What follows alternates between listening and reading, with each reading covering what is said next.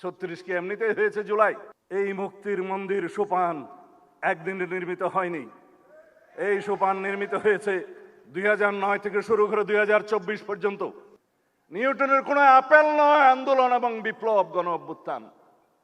সেই আপেলকে পেড়ে নিতে হয়েছে, পাকাতে হয়েছে। আমরা সেই আপেলকে নিয়ে এসেছি, দলীয়করণ করা যাবে না কোথাও। জুলাইয়ের 36 দিনে কি এই আপেল টপকিয়ে পড়েছে নিউটনের আপেল? না।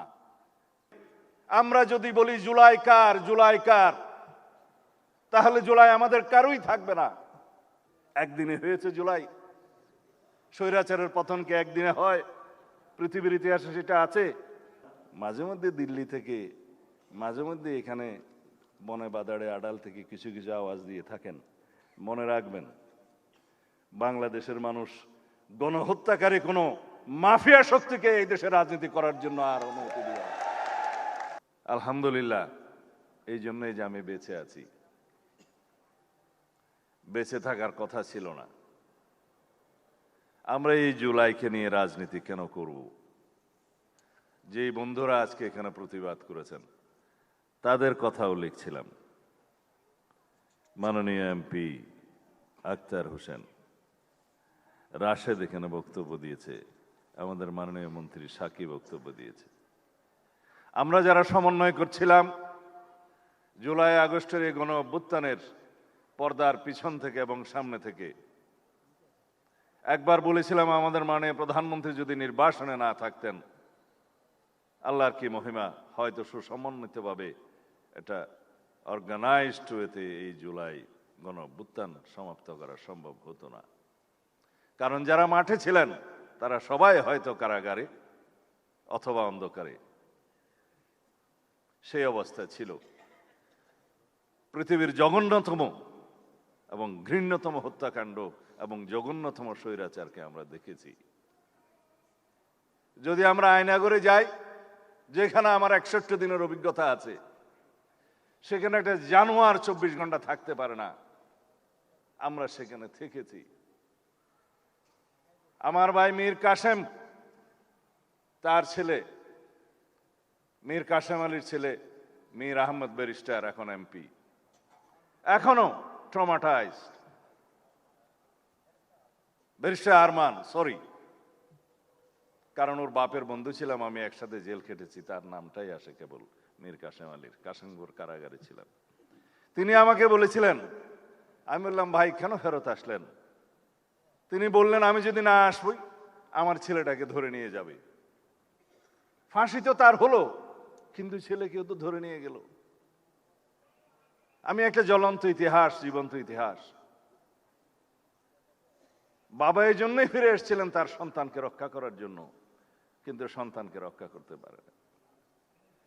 সেরকম একটা স্বৈরাচারের কবল থেকে মুক্তির পরে আমরা যদি বলি জুলাই কার, জুলাই কার, তাহলে জুলাই আমাদের কারোই থাকবে না। এই অবস্থা থেকে আমাদের মুক্তি পেতে হবে। পৃথিবীতে অনেক জাতি আছে স্বাধীনতার জন্য শতবর্ষ স্বাধীনতা পায় না, চলে যায়, দশকের পর দশক চলে যায়, কিছুই ঘটে না। মোহাম্মদ লেনিন বলেছিলেন, there are decades, nothing happens there, but there are days and weeks, decades happen there. কোন কোন দশক আছে, দিন আছে, সপ্তাহ আছে, যেখানে শতাব্দী ঘটে যায়। আমরা সেই শতাব্দীকে নিয়ে এসেছি। নিউটনের কোনো আপেল নয় আন্দোলন এবং বিপ্লব, গণ অভ্যুত্থান।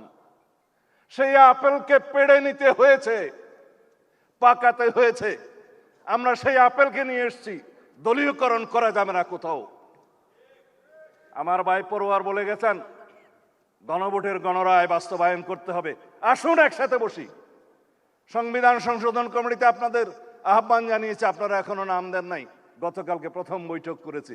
জুলাই জাতীয় সনদের প্রত্যেকটা অক্ষর বাস্তবায়ন করা হবে, আমরা প্রতিশ্রুতি দিয়েছি।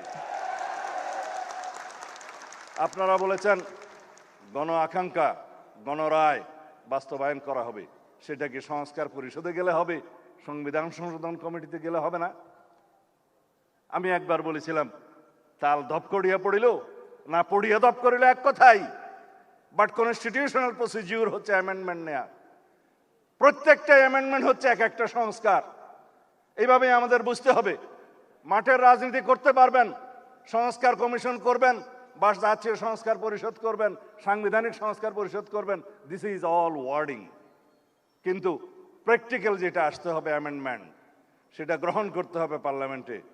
And that would be the 18th amendment of the constitution, which would be historic constitution in our century, যেটার প্রত্যাশা নিয়ে আমাদের শহীদরা শহীদ হয়েছেন, যে আকাঙ্ক্ষা নিয়ে গণ অভ্যুত্থান হয়েছে, যার জন্য আমরা সংগ্রাম করেছি। আমার নিজের 10টি বছর নির্বাসনে গিয়েছে, তাকে আমি বৃথা দিতে দেব না। গুম কমিশন আমরা অধ্যাদেশ পাশ করি নাই, কিন্তু গুমের উপর প্রতিকার এবং গুম প্রতিরোধ আইন নিয়ে এসেছি, আগামী পার্লামেন্টে আসবে ইনশাআল্লাহ।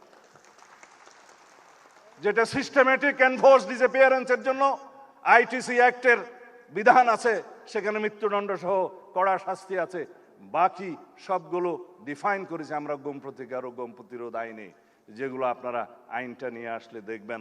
আমরা এখনো ওয়েবসাইটে দিয়েছি, ওখানেও দেখতে পারেন। সেই অগ্নিজরা জিনগুলো আমি যদি লম্বা বক্তব্য দিই, মাননীয় রাষ্ট্রপতির সময় থাকবে না। এখানে আপনারা অনেক অপেক্ষা করছেন, কিছু বিভ্রান্তিও মাঝখানে হয়েছে, যার জন্য আমার অনেক কথা বলার ইচ্ছা আছে। তবে অনেক কথা আজকে যাব বলে কিছু কথা না বলি। তার মানে হচ্ছে আন্দোলনের দিনলিপি। যারা বলেছেন যে 36 দিনের জুলাই, এই মুক্তির মন্দির সোপান একদিনে নির্মিত হয়নি। এই সোপান নির্মিত হয়েছে 2009 থেকে শুরু করে 2024 পর্যন্ত। আমরা বলি সেই মানুষ হন, be that personality whom man follows, তিনি হচ্ছেন বেগম খালেদা জিয়া।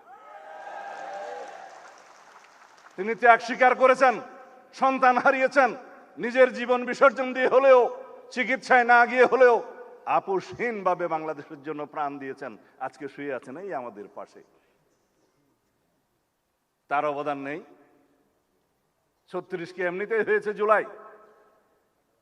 দীর্ঘদিনের এক এক দিনের বিন্দু বিন্দু জমে আমাদের এই সিন্ধু হয়েছে, একদিনে হয় নাই।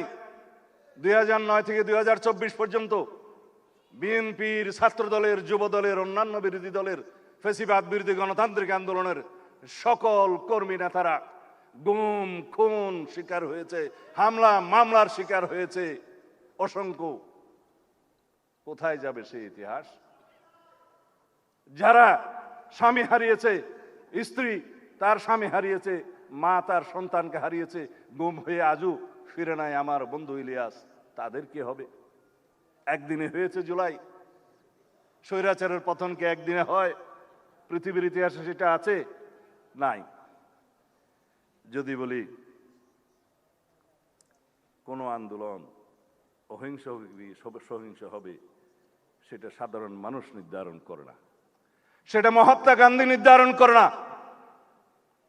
এই আন্দোলন রক্তজরা আন্দোলন, এই আন্দোলন রক্তাক্ত হবে কিনা, এই আন্দোলন সহিংস হবে কিনা, সেটা নির্ধারণ করে দিয়েছে ফ্যাসিবাদী শেখ হাসিনা।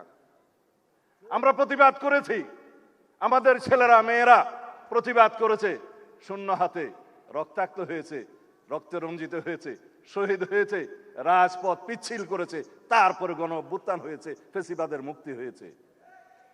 যখন কোনো আন্দোলন তার নিয়মতান্ত্রিক গণতান্ত্রিক পদ্ধতিতে পরিচালিত হতে দেয়া হয় না, তখন ইনএভিটেবল হয়ে যায়, অপরিহার্য হয়ে যায় সহিংস রক্তাক্ত আন্দোলনের। সেটাই হয়েছে বাংলাদেশে।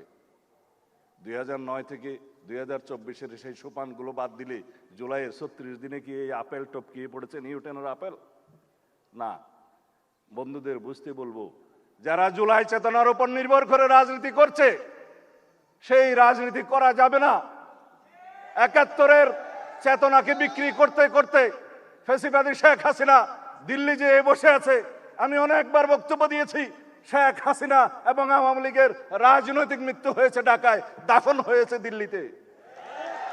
কেন বলেছি? তারা এই চেতনা বিক্রি করতে করতে বাংলাদেশকে এমন একটা জায়গায় নিয়ে গিয়েছিল, যারা মুক্তিযুদ্ধের চেতনা বললে মানুষ ঘৃণা করত।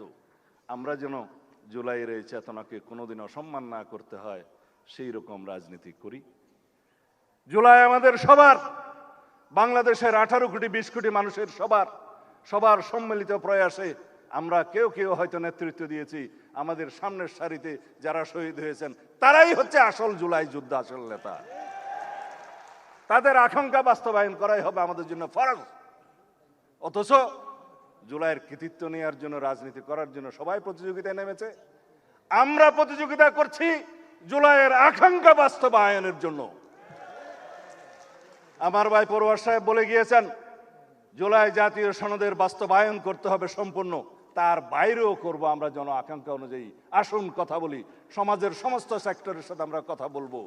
তাদের প্রত্যাশা কি, জুলাই যোদ্ধাদের প্রত্যাশা কি, সাংবাদিক বন্ধুদের প্রত্যাশা কি, আইনজীবীদের প্রত্যাশা কি, বিশেষজ্ঞদের কাছে আমরা মতামত নেব, সংবিধান বিশেষজ্ঞদের সাথে বসবো, এডিটরদের সাথে বসবো। আমরা এমন একটা সংবিধান সংশোধনী আনতে চাই যেই সংশোধনী নিয়ে আমরা অনেক বছর চলতে পারবো। কারণ বারবার জুলাই আসে না, বারবার ৭১ আসে না, বারবার বাংলাদেশে গণ অভ্যুত্থান হবে না।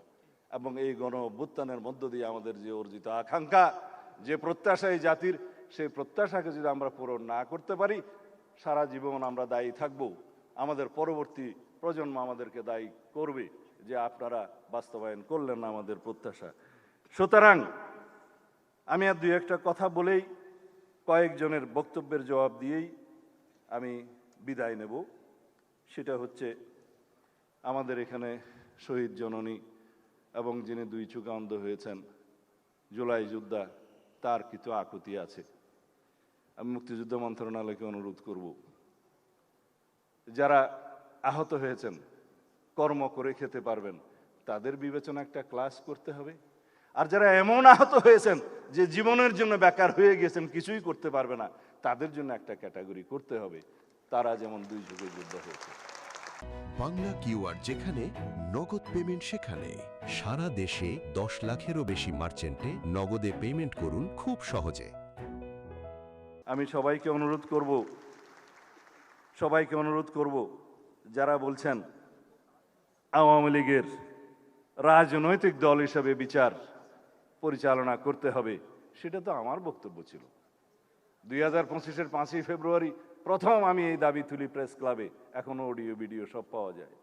দলের পক্ষ থেকে বলেছি, রাজনৈতিক দল হিসেবে বিচার সুগম করার জন্য কনস্টিটিউশন আর্টিকেল 47-এর অনুসরণে আমরা আইন সংশোধন করেছি, আইসিটি একটা আছে। আমরা সেইভাবে ব্যক্তির যেভাবে বিচার করা যায়, এই মানবতা বিরোধী এবং গণহত্যার জন্য সংগঠনেরও সেরকম বিচার করা যায়। আদালত নির্ধারণ করবে আওয়ামী লীগের পরিণতি কি হবে।